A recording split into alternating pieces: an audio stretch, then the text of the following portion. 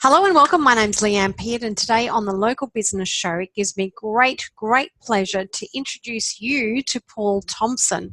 I first met Paul, well, not officially met him, but first saw Paul speak at the Deep Dive Marketing workshop that we had here in Cairns a couple of weeks ago. And I just loved his story from Innisfail to Forbes. So if anybody knows what Innisfail is, it's a very small country town. And being a country town kid myself and growing up in Cooktown, which probably fits into Innisfail about 20 times, I really got a lot of value out of what Paul shared, or how he shared his story, how he's gone from Innisfail to Forbes. So Paul, welcome. Thank you very much for being with us here today. Yeah, thank you so much. I'm really excited, really grateful to be here. It's always fun catching up and chatting with people back home. So yeah, it's going to be a good one. Awesome. So where are you now then, Paul, if you're not at home? Currently sitting in Bali at the moment. So that's where I'm based, in Canggu, Bali. It's a nice kind of beach town. Well, it's not really a town, it's like a beach city now, just north of Seminyak. And I'm in the middle of a co-working space. There's a big entrepreneur community here, and I spend most of my days working out of co-working spaces and cafes here in Bali.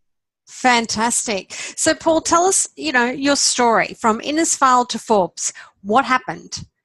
Yeah, well, like most kids, I was born and grew up in Innisfail, and was always kind of found myself just teaching other kids and other people, like be it sports or athletes. I was like doing coaching and refereeing, and then going through high school. In all my jobs was always in some kind of like a supervising kind of role.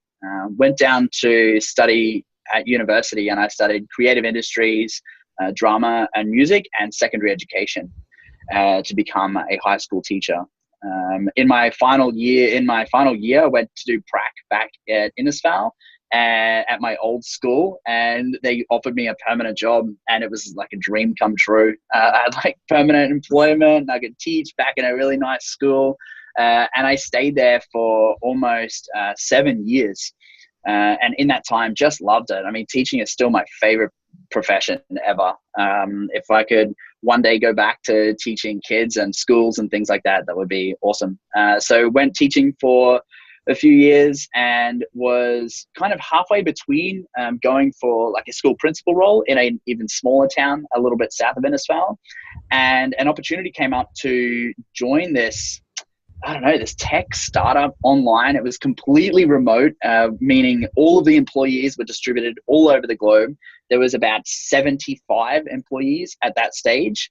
And I saw this kind of not ad pop up, but it was in the tool that I was using to promote my own blogs and my own work, because I was so transfixed on technology in education. I was a massive advocate.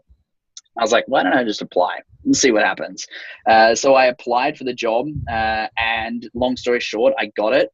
So with that, I could work from wherever I wanted. I was getting more money than I was getting paid as a teacher. They paid for my laptop, so it was unlimited paid vacation. They sent the whole company on a retreat to like Madrid. It was the most surreal experience of my life, coming from little old Innisfail. So I was working from Innisfail, talking with, engineers from Google, Facebook, Twitter. Like it was surreal. Just being dropped into this ocean of remote work and startups and the tech world. And that just opened my eyes. I was like, wow, there's a whole nother world out here. I went traveling and I wanted to go and conquer the world. So I was like, okay, I'm going to take my laptop. I'm going to go traveling. Went through Bali, wanted to go through Europe and back into America. And got to Bali, met a girl, plans changed. I was like, oh, okay, I'm staying in Bali now. So, I met she was an American, had her own online business, doing some coaching, ended up quitting my job, taking a bit of a leap of faith there and going in to help her with the business, operations and marketing. We grew the business now. She's, it was 23 when I met her, 24 now. She's a millionaire. She's earning over 100K every month. The business is just absolutely enormous.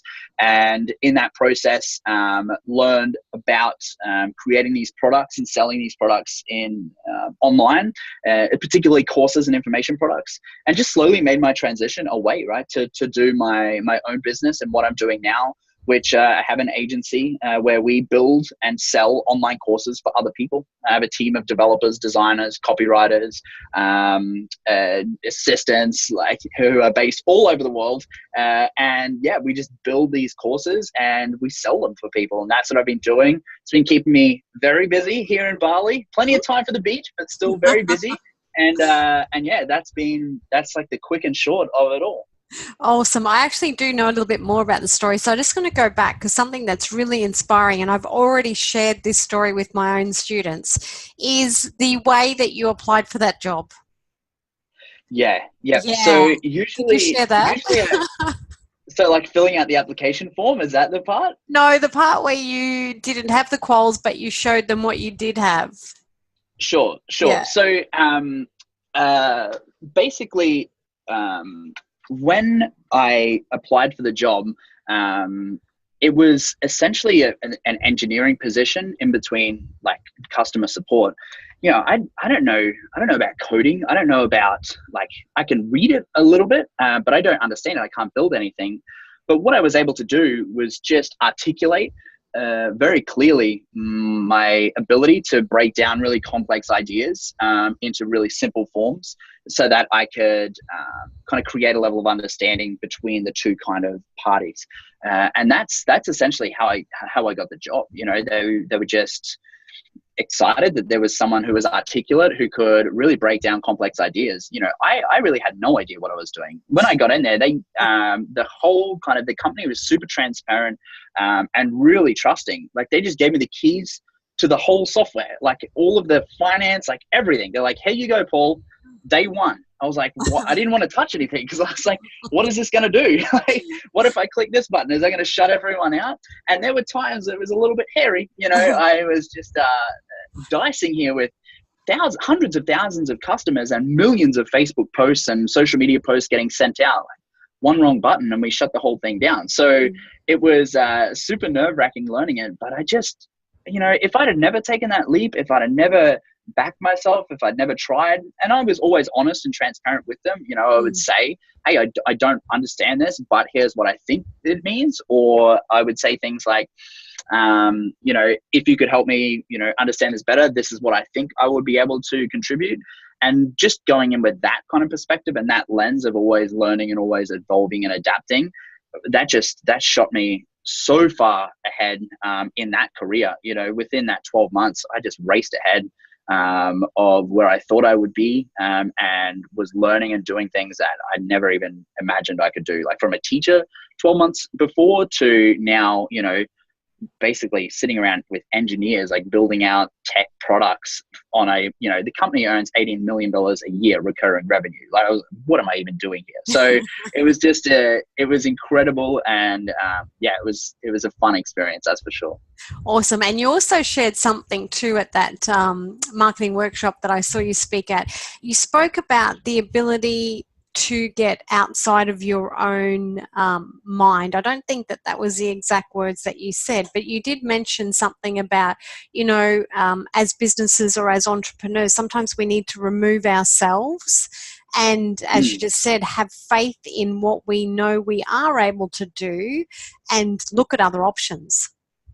Sure. Yeah. And I think that's probably coming more so as my team has grown. You know, for the longest while, I could do all this on my own. You know, every aspect of my business, of the course builds, of the curriculum hosting, all of the technical stuff, I can do that on my own.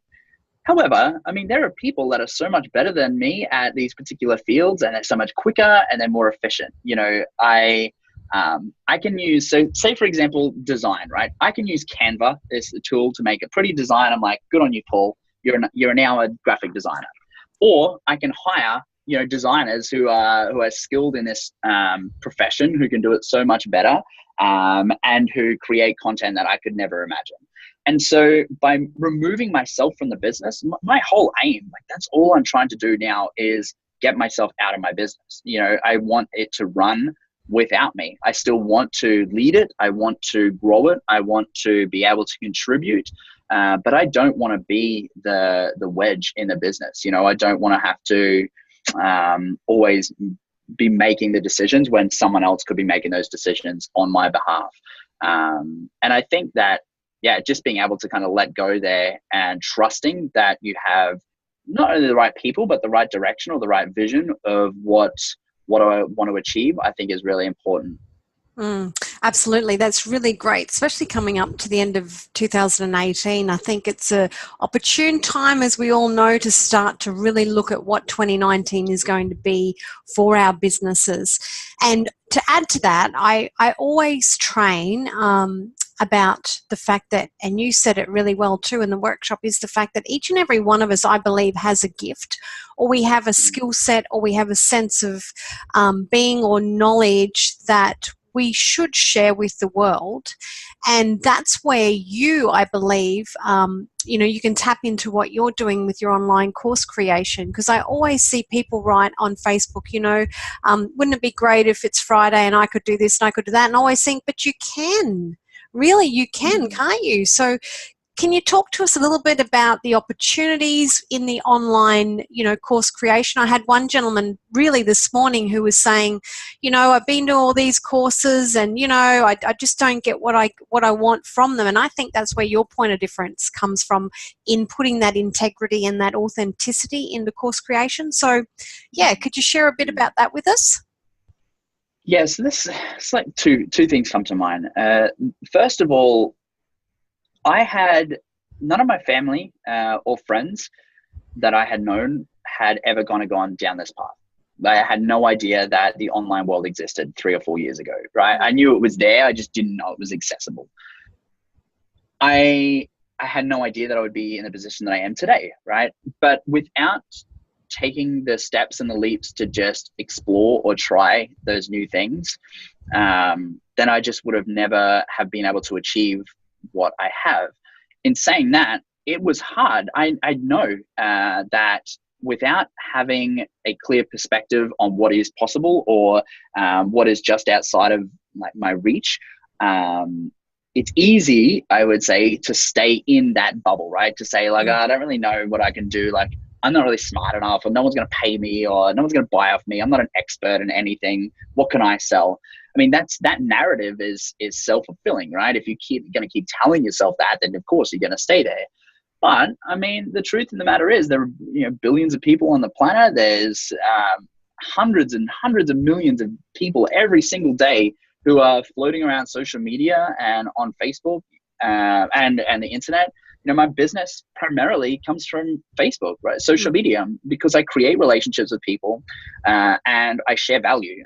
I know that I have, a unique kind of skill set in marketing and selling online. I know the technical aspects. I know I can engineer and build things, and I know I'm good with people, right? So those kind of three I combine together, and now I'm creating a product of myself that I can sell. There are definitely people who could do what I'm doing better than me. Absolutely, right? There are also people who need guidance and are looking for support to do what I do. And that's where I come in. And it's a cycle. We are always going to be of value to someone looking up to us. And even in our day-to-day, like, people always ask us for advice or support or help, even if it's just subconsciously or as an aside, and we never realize it, but people are looking to us for tips and guidance and advice. I mean, those aspects are absolute, they're commodities, right? You can sell that piece of you. You can create a content or product that you can then sell to other people. And then the second part of what you said there about the integrity, my mission is just to create online courses and to create a movement where people who are selling online courses are selling them with integrity, and they are valuable and they actually help people. There is a trend online that I've seen in some circles where in like the coaching industry, there's life coach, business coach, all kind of coaches, and in the courses, that sometimes people market what they can offer, but they don't deliver on that. And so people who might not have the dexterity online or the right understanding may fall into the trap of buying into a product where they don't see the results out of it. And I really hate that. It just doesn't sit well with me. I don't think it's fair. I don't like that there's no governing body. There's no one to support. If that happened in Australia, then it'd be like Scam Watch or whatever it was, and then they'd be shut down, right? So, yeah. But this is the online world, and there's no kind of cross-governing body. Therefore, what I want to create is an institution or a movement where the courses that I create and the courses that I have anything to do with or any involvement with are actually valuable and will teach something and will kind of give the person who is buying it a transaction of investment. And I think that's really important. If you always just lead with that value and you have the integrity in what you're teaching and you are doing it not to make money so much, but to help someone else, then you are always going to be in the right position. So I agree, just to extend on that, we're all in the business to make money, right? That's exactly why we're creating the thing. So of course you want to be selling these courses to make money, and you're trying to kind of leverage as much of like the marketing power and the advertising power that you can to make as much money as possible. That's perfect. There's nothing wrong with that, but it's got to be led from a place of value, right? We can't just kind of take money from people under the premise that we're going to help them in some way without delivering. I think that's not fair. And it's brilliant that you're actually looking at the bigger picture to create some sort of credibility around course creators, because as I said, I think we all have a skill, a set of awesomeness or knowledge that we can share, but there should be, like you said, some sort of credibility or stamp of approval or something to say, if you're going to pay X amount of dollars to learn how to do underwater basket weaving, you want to be able to come out with an underwater basket at the end of that, yeah? Yeah, exactly. Yeah. That's how simple it is, right? That is what but it doesn't happen a lot of the times. It just baffles me. It is absolutely baffling that this is still going on. And then there's no way to, well, I know the way, like I understand how I can solve the problem, and it's just a matter of time. Put it that way. Okay. Yeah. It's just a matter of, it'll happen. Watch this space. Watch this space. Awesome. So, Paul, thank you for your time today. I know we're both super busy. So how do people get in contact with you? So if there's somebody sitting out there going, you know what, I really need a couple $100 extra a month, or I really want to make this a business, and they might be into underwater basket weaving, how do they get in contact with you? Whereabouts are you? Yeah, sure. So I would, you can catch me anywhere online at the Paul Thomson, spelled ThePaulThomson. If you put that into any social media network, I should pop up, and that's also my website. So it's all the same handle. For someone who's just sitting around and wants to kind of create a course, earn extra income, create some passive revenue, the first thing to do is to go and find people that you would sell it to. My number one golden rule, I preach to everyone: do not build your course. Don't spend any money. Don't lift a finger. Don't start planning. Don't do anything to do with online courses until you have validated the need. So until you have people banging on your door saying, Paul, where's your course? Leanne, when are you doing a course?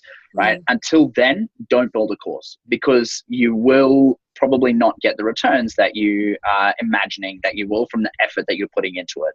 Yeah. So to validate it, just quick tips, just go out there, wherever you're going to sell it, go out there and start talking about, preaching about the topic, the knowledge, the skill that you have, right? Share some value, give some tips, some strategies, some advice. Let people learn off you to get them used to the fact that you are the expert in the industry. And then once you have built up that audience and that credibility, then go in for the swing and do the online courses. My inbox is fully open. I spend hours each day replying to everyone's messages and emails and things like that. And I'm always open for sharing advice and tips to kind of get you on the right place. I have a Facebook group called the Online Course Creators Hub. And that's an awesome spot as well. People just go in there, just ask questions, and we give advice and tips. I'm in there every day.